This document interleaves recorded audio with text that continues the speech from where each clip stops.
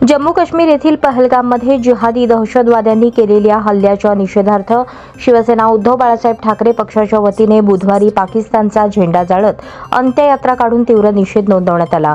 पहलगाम प्रकरणी शिवसेना उद्धव बाळासाहेब ठाकरे पक्ष आक्रमक झाल्याचे पाहायला मिळाले। प्रारंभी धर्मवीर छत्रपती श्री संभाजी महाराज चौकात जमून शिवसैनिकांनी पाकिस्तानचा निषेध करत घोषणा दिल्या। गिन गिन के है बदला लेना, जननी के अपमान का, नक्शे पर से नाम मिटा दो पापी पाकिस्तान का, भारत माता की जय, वंदे मातरम, जिसको चाहिए पाकिस्तान उसको भेजो कब्रस्तान अशा घोषणा यावेळी देण्यात आल्या। यावेळी शिवसैनिकांनी पाकिस्तानच्या झेंड्याला चपलेचा हार घातलेले फलक हाती धरले होते।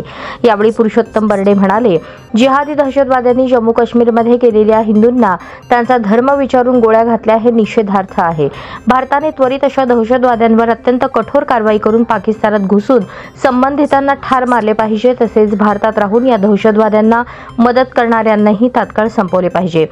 आगामी काळात बिहारच्या निवडणुका होणार आहेत। या निवडणुकांच्या पार्श्वभूमीवर हा हल्ला झाल्याने हा हल्ला राजकीय हेतूने प्रेरित आहे का अशीही शंका येत आहे। त्यामुळे पंतप्रधान नरेंद्र मोदी आणि गृहमंत्री अमित शहा यांच्यात खरोखर हिंमत असेल तर त्यांनी पाकिस्तानला धडा शिकवावा।